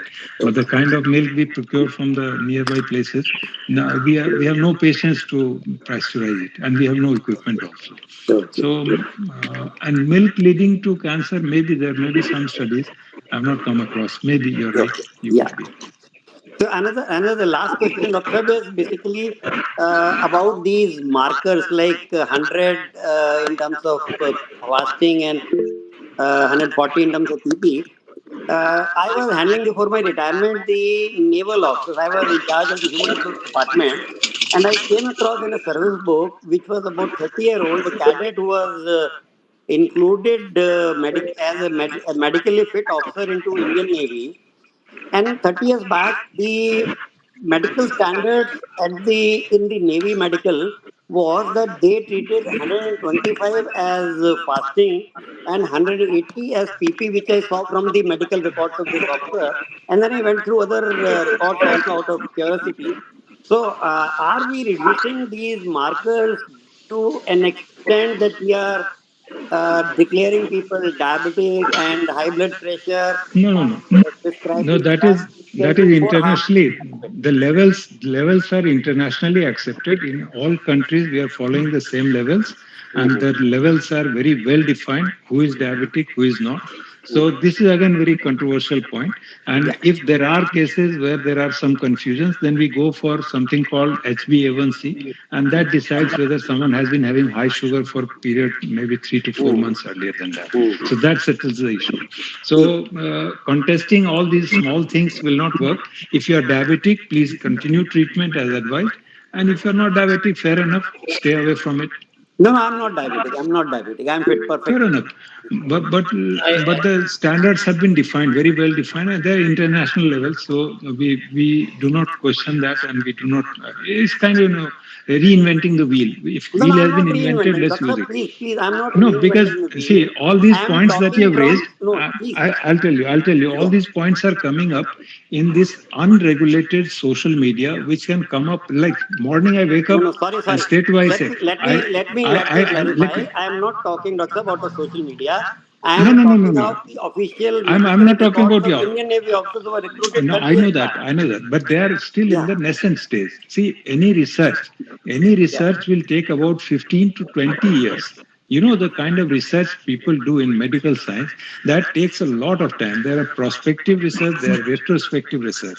If it is retrospective, then it's easier. No, Prospective no, no. research, it is, I the think, doctor, patients you have are to be little bit taken aggressive. I'm and saying they're followed up for 15 years, 20 years. That is where the money is spent. Billions of dollars go into, inventing one molecule of antibiotic, I which we agree with just you in swallow like totality. anything. Does that So, mean that 30 so years the back the research Indian Navy was research is a recruiting 100 continuous. officers? Please let me finish. Let me finish. Yeah. You have finished. Let me finish. Research is a long drawn process. It's very expensive. Unfortunately, in our country, we are not doing much of research. Other countries are doing research. We are following that. The day we are in a position to do our own research substantially, which can stand the test of time, then probably we'll go further. What you have mentioned is at a very nascent stage, and let us stick to the established things that I have taught. My Sir, I'm every talking word of that I have stopped. established thing only. You are skirting the issue, please. Pardon me. You're It is talking certainly about milk no, I am giving saying an no. isolated I am saying cancer very somewhere. clearly. You're talking 30 about years ago, intermittent Indian. fasting. You're talking Doctor, about some diet. So I think we are unnecessarily dragging these things. no, I'm not Please dragging do these not things. go into. No, No, no, no. no, no, no. I am saying Let's 30 years back. this Not recruiting forum 100 is here officers. to I am discuss. asking This very forum clearly. is here to discuss. No, no, no. You are No, not no. allowing me to finish. This forum is here to discuss Yeah, the I am established again things, discussing. not You are not experimenting. taking my point correctly. I am saying 30 I years guess the ago, these organizers were the I guess the standards for organizers recruitment of should armed take force into officers. account that here we are not discussing this, not a classroom. This was more or less one-way discussion. I thought out of the things that I discussed, something can come up. Your questions are way beyond that. I never talked about intermittent fasting. I never talked about milk. I said questions from my talk are welcome. But you seem to be having your own agenda. Please, I'm sorry. I anyway squeezed time out from a very busy schedule. Dr. Sanjeev was there. Dr. Badani has left already. Let's stick to the facts which are established. If you follow whatever I've said, even 50% of it, you'll live a longer life. And the whole idea of this discussion is to have a healthy and fruitful life. I guess I'm right. So, and I have some very important things to attend to. I thank all of the organizers. Thank you very much. It has been a great talking to you. Great time. Thank you very much. Good night. Okay, Mr. Saab, we will be waiting for your future discussion also. और संजीव साहब से भी मैं request करूंगा कि heart attack पर भी अपना एक व्याख्यान देंगे। अखौरी साहब बहुत देर से हाथ उठाए हुए हैं और अभी गंगा साहब अगर से और बहुत सारे लोग हैं, लेकिन ठीक है तो अखौरी साहब अपनी बात बोल लें। अभी अभी हमारे बीच में हमें एसएम बोलना नहीं भट्ट था, और एक दोनों हैं। पर्सनल इशू और यहाँ पर और भी बहुत विद्वान लोग हैं, हो सकता है कि वो सुलझा दें उस समस्या को। एक जो मैं डॉक्टर मिश्रा से कहना चाहता था, बल्कि दो चीजें जो ये ऐसे प्रॉब्लम्स हैं जो हम समझते हैं कि हम लोगों के बीच में जो 60 प्लस या 70 प्लस के लोग हैं, उन लोग सबके लिए we are no strangers to that. जैसे एक तो प्रॉब्लम है जिसको पैर का प्रॉब्लम हो जाए, जैसे आर्थराइटिस है या वगैरह, तो टहलना मुश्किल हो जाता है। और मैं देख रहा हूँ कि exercise is the best answer to almost all the diseases that we are worried about. अगर हम लोग एक्सरसाइज करें, टहलें, लेकिन जिसको टहलना संभव नहीं हो सके उसके लिए कुछ है आपके पास ऑल्टरनेटिव? क्या करें, कैसे, how to give the body some exercise on a regular basis he doesn't. I mean, a person like me, I suffered from herpes in my toes, so I can't walk. I can't walk, but otherwise I'm okay. I feel like walking. I feel like going to a park, but if I do walking on a regular basis, it will give me a lot of pain. So I don't really don't know what to do about it. That is one. एक और अभी हाल में एक point अगर किसी को समझा सके तो बड़ा अच्छा है। बहुत बहुत बहुत कृपा होगी विद्वान लोगों की। बहुत दिनों से मैंने देखा है कि एल्डरली पीपल, खास करके 60 से 60-70 की उम्र वाले लोगों को डॉक्टर्स एस्पिरिन खाने को देते हैं। एस्पिरिन हम भी खाते थे, 4-5 साल हमने एस्पिरिन खाया और finally I ended up with blood in my urine. तो उसके बाद सडनली जब हमने बताया कि हम इकोस्प्रिन खाते हैं, तो डॉक्टर ने कहा पहले क्यों नहीं बताया आपने? तो पहले आपको बताना चाहिए था कि इकोस्प्रिन खाते हैं। तो इसका मतलब हमें लगा जैसे कि दोनों में संबंध है। इकोस्प्रिन या स्प्रिन जिसको खाना नहीं चाहिए उनमें हम हैं या हम खाते रहे और suddenly I started passing blood in my urine. तो अब 3 महीने से हमने एस्पिरिन नहीं खाया है and I am not feeling verse और यूरिन भी साफ ही है। तो कोई ऑथेंटिक ये बताए कि एस्पिरिन का रोल कुछ है ऐसा किस सिचुएशन में? जी जी, मैं बताता हूँ। आपका क्वेश्चन बहुत स्पेसिफिक है कि एस्पिरिन या इकोस्प्रिन जी आना चाहिए या नहीं सब किसी को। जी जी। तो देखिए बीच में, हाँ एल्डरली पीपल, ठीक है, बीच में ऐसा करीब 3-4 डिकेड बैक कुछ ऐसे स्टडी आए थे और ये बड़ा पॉपुलर हुआ कि एज ए प्रिकॉशन हम प्रोफाइलेक्टिकली इकोस्प्रिन खाएंगे तो हमारा ब्लड थिन हो जाएगा, थिनर हो जाएगा, तो हमारे अंदर में ब्लड क्लॉट नहीं होगा, जमा नहीं होगा, तो हम हार्ट डिजीज से बचेंगे या ब्रेन स्ट्रोक से बचेंगे। लेकिन अल्टीमेटली धीरे धीरे जब लॉन्ग प्रोस्पेक्टिव और बड़े बड़े स्टडी हुए तो ये देखा गया कि प्रोफाइलेक्टिक रोल इकोस्प्रिन का नहीं है जिनको कि हार्ट डिजीज स्टैब्लिश नहीं है। जैसे कि हम किसी एल्डरली पर्सन को ब्लड प्रेशर है, मान लीजिए कि डायबिटीज है, लेकिन हार्ट डिजीज का कोई एविडेंस नहीं है, ईसीजी नॉर्मल है, आपके कार्डियोलॉजिस्ट ने देख के बता दिया कि आपके हार्ट कोरोनरी आर्टरी डिजीज नहीं है, वैसे लोगों को इकोस्प्रिन खाने से कोई फायदा नहीं दिया जाता है। लेकिन अगर एविडेंस है कि इस्केमिक हार्ट डिजीज आपको है, आपको चलने में पेन होता है, या आपकी ईसीजी में फाइंडिंग आई है, या कोई एंजाइम बढ़ा हुआ है, माने एविडेंस है, एविडेंस बेस्ड अगर आपको कोरोनरी आर्टरी डिजीज है तब इकोस्प्रिन खाना चाहिए, नहीं तो नहीं खाना चाहिए, तो नहीं खाना चाहिए। बहुत बहुत धन्यवाद आपको। हाँ, ये जरूर अगर कोई डायबिटीज है, कोई आदमी डायबिटिक है और इवन इफ उसको कोरोनरी आर्टरी डिजीज की एविडेंस नहीं है, तो एटोरवास्टेटिन जो कोलेस्ट्रॉल को लो करता है वो प्रोफाइलेक्टिव देते हैं हम लोग, वो खाना से उनको फायदा होता है, क्योंकि जो डायबिटिक होते हैं उनके बॉडी की फिजियोलॉजी ऐसी होती है कि उसमें फैट जमा होते हैं और एथ्रोमेटस प्लेक बन सकता है। लेकिन अगर आपको हार्ट डिजीज स्टैब्लिश नहीं है तो इकोस्प्रिन खाने का फायदा नहीं है। जी जी। अच्छा डॉक्टर साहब, ये एक सीओपीडी क्या है? Is it not a heart disease? COPD heart disease नहीं, सीओपीडी लंग्स की डिजीज है। हार्ट और लंग बड़े क्लोजली रिलेटेड होता है, लेकिन सीओपीडी का एक एब्रिविएशन है क्रोनिक ऑब्स्ट्रक्टिव पल्मोनरी डिजीज। मतलब जो हम सांस लेते हैं, जो हमारा एयरवे है उसमें कहीं कोई ऑब्स्ट्रक्शन हो गया है, बहुत दिन से हो गया है, तो ये सीओपीडी कहलाते हैं, जो कि आजमा, जो हम सब जानते हैं आजमा से मिलता जुलता है, बिल्कुल आजमा नहीं है, लेकिन बहुत बहुत शुक्रिया। एक प्रश्न इन्होंने और पूछा था कि तो एक्सरसाइज के लिए क्या करना चाहिए? सब्स्टिट्यूट सर ने पूछा था एक्सरसाइज। हाँ पूछिए पूछिए, अनुमति है अमिताभ जी? आप पूछ, आप ही के प्रश्न को मैं छोटा सा पूछना सवाल चाहता। पूछना चाहता। हाँ पूछिए।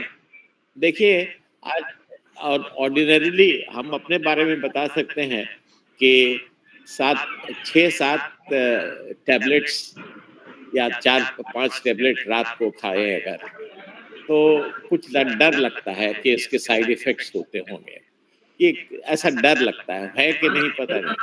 तो अब ऐसा लगता है कि थोड़ा भी रात को पानी पीने की आदत लग गई है। तो हम जानना ये चाहते हैं कि रात को आप लोगों ने, डॉक्टर मिश्रा साहब ने बताया कि 7 बजे के बाद पानी नहीं पीजिए। तो अभी उठेंगे, खाना खाएंगे और 4-8 टैबलेट ऊपर खा लेंगे, तो उसके बाद मन करता है कि शायद वाटर का इन्फ्लुएंस कुछ डाइल्यूशन तो उससे होगा, तो शायद किडनी पर असर किडनी या लिवर पर कोई खास मतलब उसके जो एडवर्स इफेक्ट है उससे बच जाएंगे। इसमें कोई तथ्य है, इसमें कोई तथ्य है या कि थोड़ा डाइल्यूट पानी पी लेने से probably the side effect will be less? Doctor साहब। देखिए डॉक्टर संजीव जी सर, देखिए कोई भी एलोपैथिक मेडिसिन है उसके कुछ फायदे होते हैं, कोई एक पर्टिकुलर सिस्टम पर या पर्टिकुलर डिजीज पे काम करता है, तो किसी दूसरे सिस्टम पे या दूसरी डिजीज पर हो सकता है कि उसके कुछ मामूली एडवर्स रिएक्शन हो या एडवर्स इफेक्ट हो। तो हर के कुछ न कुछ थोड़े बहुत साइड इफेक्ट हो सकते हैं।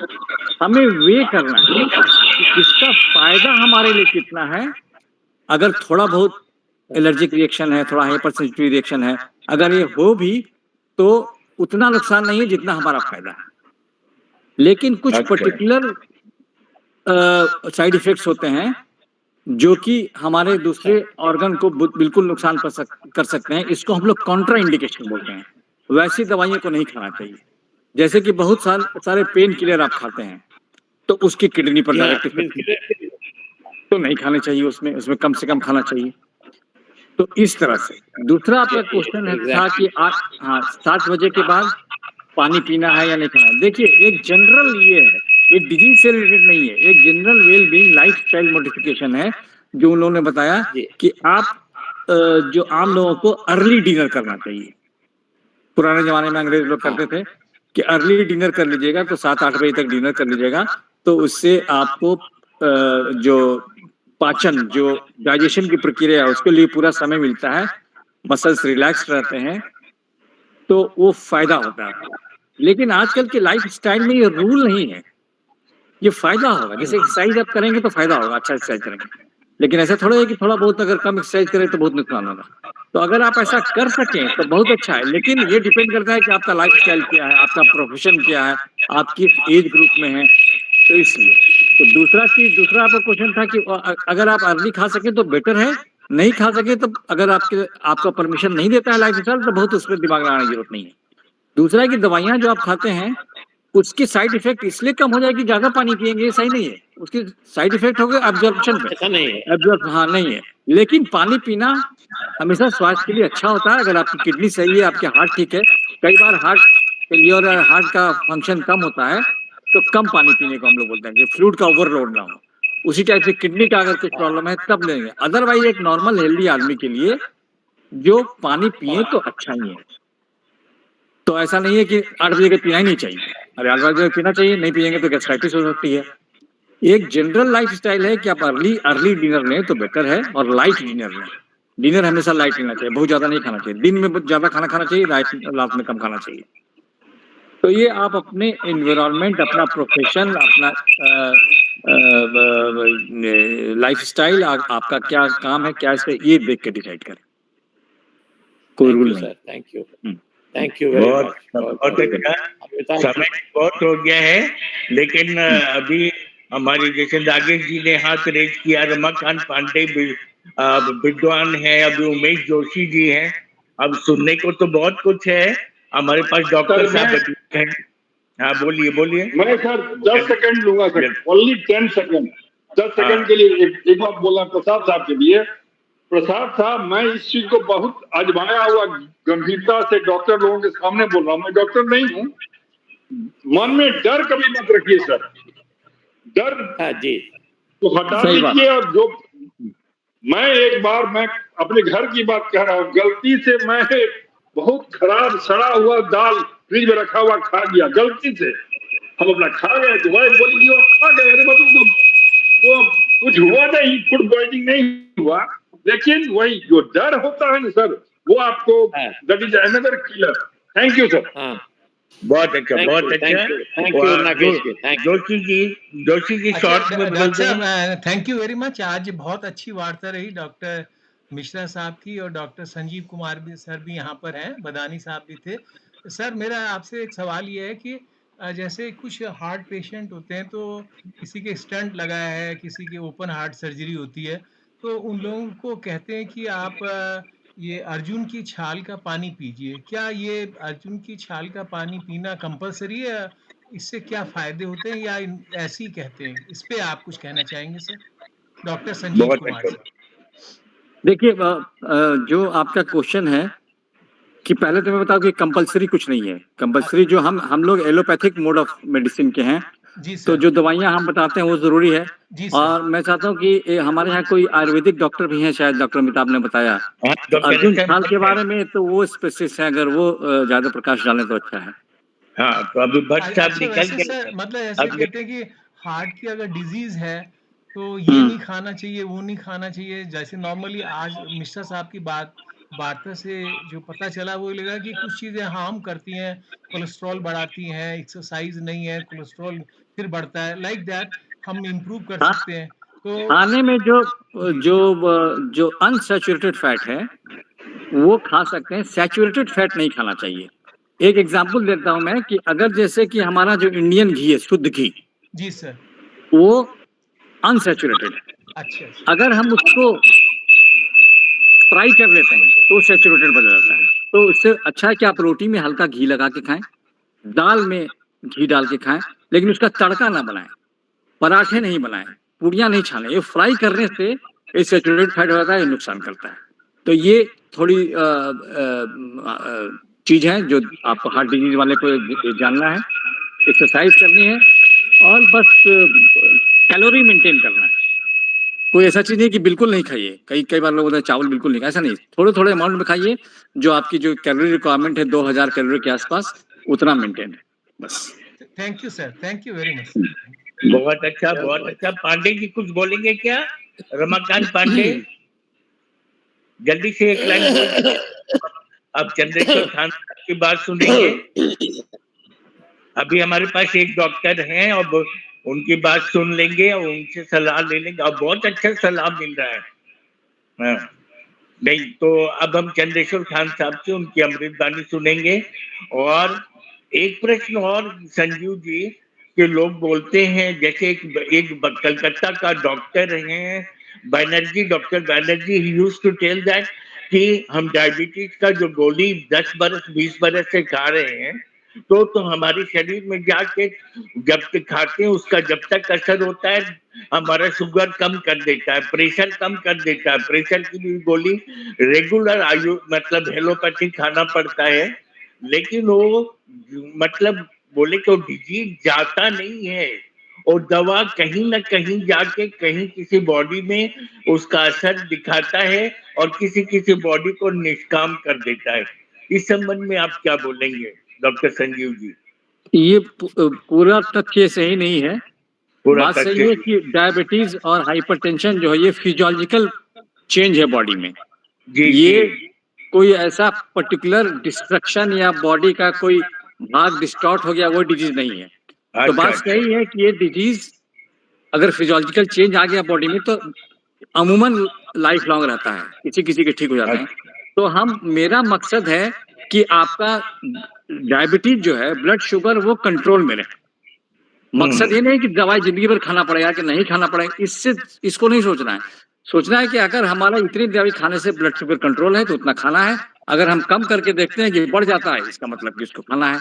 अगर कम करके देखते हैं कि नहीं बढ़ता है, तो कम कर सकते हैं। तो मकसद है कि ब्लड शुगर और ब्लड प्रेशर कंट्रोल रखना है। दवाई अगर जरूरी है उसको कंट्रोल रखने के लिए तो खाना है।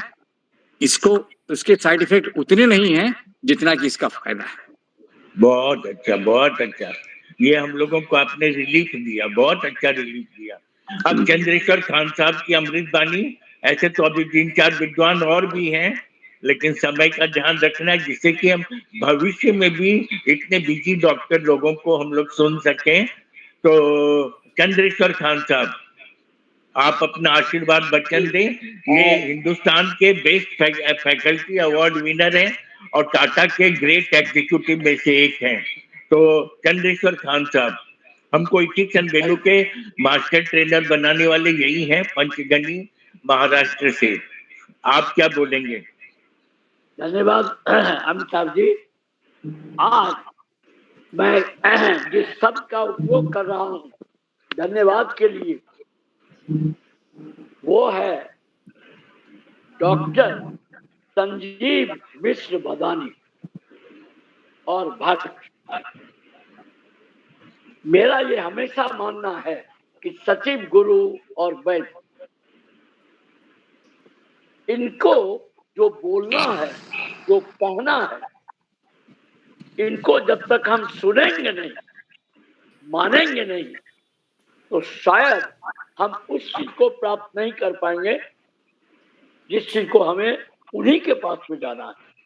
बराबर, बहुत बढ़िया, इन बहुत पर बढ़िया। विश्वास, और इसी चीज को आज जो मैं धन्यवाद दे रहा हूँ, श्रद्धावान लभते ज्ञान, और उसमें मैं लगाना चाहूंगा कि श्रद्धावान को जो बोला गया है, संजीव जी का नाम भी संजीव है और इन लोगों ने संजीवनी बूटी दिया, उसे अपने जीवन शैली में ला करके आजकल शब्दों का अनुवाद करके डॉक्टर साहब हमने देखा है तो बहुत फायदा हुआ।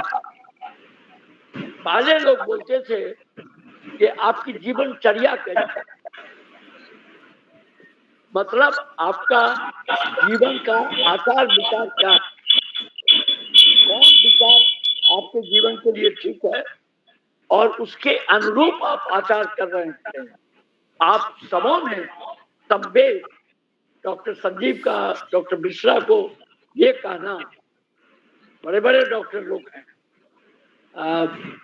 मैं डॉक्टर लोगों के साथ में टाटा के लिए, टाटा मोटर्स के एम्प्लॉयज के लिए डॉक्टर साहब लोगों से बातचीत करके हमने कहा कि देखिए हॉस्पिटल पर लोड कम होगा यदि आप कुछ चीजों को ऑडिटोरियम में आएंगे, बताएंगे। मैं जीवन शैली, विचार और उन चीजों के बारे में आपके सामने बोलूंगा। यदि गलत बोलूंगा तो आप टोक दीजिएगा। और लोगों को क्या करना है, जो सबको करना है, आप यदि ग्रुप में बोलेंगे तो बहुत फायदा होगा। रोग वगैरह जो है वो होते हैं, और दोनों हमारे मेडिकल के जो हेड थे और सर्जरी के जो हेड थे, दोनों ने इसको माना और ये लंबे दिनों तक चला। और बहुत सारे एम्प्लॉइज ने, ऑफिसर्स ने, टॉप मैनेजमेंट के लोग, उन लोगों ने कहा कि चंद्रेश्वर जी आपने सबका भला किया। तो वही जीवन चर्या, ये डॉक्टर के मुंह से सुनना, जिनको सब चीज का ज्ञान है, और वैसे हम बोलते हैं, दोनों में फर्क है। क्योंकि ये एक समय में व्यवहार का मामला है, जिसको मैं बोलता हूँ TFA, कि आपकी थिंकिंग कैसी है, आपकी फीलिंग कैसी है और आप कैसा एक्ट करते हैं। यही तीनों मिला करके आपका व्यवहार होगा, और जो आपका व्यवहार होगा वही आपकी जीवन शैली हो जाएगी। तो आपने सबों ने जो इन चीजों को रखा बेबाक, हम हृदय के अंतरतम की गहराई से प्रार्थना करते हैं, सफेद केस के चलते आशीर्वाद देते हैं। और डॉक्टर को मैं ईश्वर मानता हूँ, क्योंकि उस समय जब कोई बीमार पड़ता है तो डॉक्टर के अलावा और कोई दिमाग में नहीं आता है। तो डॉक्टर साहब, आप लोग भी जीवेत सर्वम सतम रवियेत सर्वम वसंतम, और आपके पास जो मरीज या रोगी आते हैं वो आरोगी होकर के निकले, यही कामना, यही प्रार्थना, यही धन्यवाद और यही आशीर्वाद। Thank you so much. God bless you. बहुत अच्छा, बहुत अच्छा, बहुत अच्छा।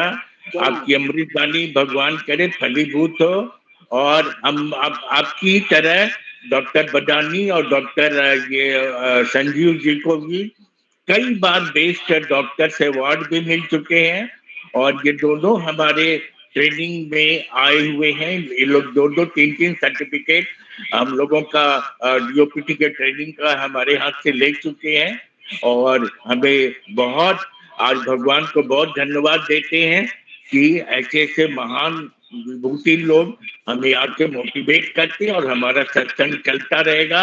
और कल कमिश्नर लोगों का देते हैं, कलकत्ता के आईएएस मलय घोष जी बोलेंगे, और ये गंगा सागर चौबे बोलेंगे, और एक और हैं, वो तीनों मिलकर के बताएंगे कि आज 8 बरस से जो हम लोग रेवेन्यू कलेक्शन का काम कर रहे हैं, उससे हमारे हिंदुस्तान को क्या फायदा होगा। ये भी एक नया विज्ञान है, एक नई दुनिया में आएंगे। और डॉक्टर संजीव से मैं रिक्वेस्ट करूंगा कि हार्ट डिजीज को रोकने के लिए हमें क्या क्या प्रिकॉशन लेना चाहिए, और हो जाने के बाद हमको क्या क्या प्रिकॉशन लेना चाहिए, जिससे कि हमें परेशानी ज्यादा नहीं हो। इस पर एक आपका लेक्चर एक दिन का हम जरूर सुनना चाहेंगे। बदानी साहब तो हमारे यहाँ हमेशा आते रहते हैं, उनका आशीर्वाद हम लोग को मिलता रहता है। आपका भी आशीर्वाद लेना चाहेंगे। हालांकि हम लोग बहुत उम्र में बड़े हैं, लेकिन फिर भी आप लोग हम लोगों के लिए ईश्वर हैं, ईश्वर स्वरूप है। जैसा कि चंद्रेश्वर खान साहब ने बताया, आज हम जिंदा हैं आप लोग के बदौलत। हमें 2 अटैक हो चुका है, पेसमेकर लग चुका है, ये सब कोई जानते हैं। लेकिन आज मेरा वेबिनार इतना सफल है कि विदेश से भी लोग इसमें, न्यूजीलैंड से, अमेरिका से, कनाडा से, ये अफ्रीका से, और दुबई से, कहाँ से लोग जुड़ गए हैं, और वो लोग बेचैन हैं कि हम कुछ अपना नॉलेज लोगों को शेयर करें। डॉक्टर मिश्रा जी ने इतने बिजी शेड्यूल में इतनी बातें बताई, और हम लोगों ने बहुत आज ज्ञान अर्जित किया। हम कल से चेष्टा करेंगे 4 बजे सवेरे उठ के टहलना और रेगुलर जिंदगी बिताने का, जिससे कि जब तक लाइफ है अच्छा से जी लें। सभी महानुभावों को मेरा प्रणाम, सच प्रणाम। और कल जरूर सब कोई आइएगा। कल रेवेन्यू कलेक्शन से भारत को क्या लाभ हो रहा है, और एक अकेला आदमी ट्रंप ने पूरे दुनिया के इकोनॉमी को हिला दिया है, तो इसलिए इकोनॉमिक्स पर भी हम लोगों की बात होनी चाहिए। और कल इसके एक्सपर्ट आ रहे हैं, फिनांस सेक्रेटरी हैं वो आईएएस मलय घोष जी, वो आ रहे हैं, और गंगा सागर चौबे आ रहे हैं, और हमारे प्रसाद साहब रहेंगे। हम लोग कल सुनेंगे, क्योंकि इंडियन रेवेन्यू सर्विस के और स्पेशल सेक्रेटरी रह चुके हैं। कल हम लोग फिर सुनेंगे और सबका आशीर्वाद लेंगे। सभी को प्रणाम प्रणाम प्रणाम। बहुत अच्छा रहा, बहुत अच्छा रहा। और ये रिकॉर्डिंग 1 घंटे में हमारे विनय शुक्ला जी भेज देंगे, हम सभी को भेज देंगे। Thank you, God bless you. जो है वो दिल के डॉक्टर भी हैं, और उनका दिल भी बहुत बड़ा है, बहुत बड़ा है। कल फिर मिलते हैं। विनय शुक्ला जी को धन्यवाद, जोशी जी को, या वो लोग अपना रिकॉर्डिंग भेज देते हैं। प्रसाद साहब को प्रणाम, चंद्रेश्वर खान साहब को प्रणाम भी, और केरला एक्सपीरियंस। रमाकांत पांडे जी को भी प्रणाम।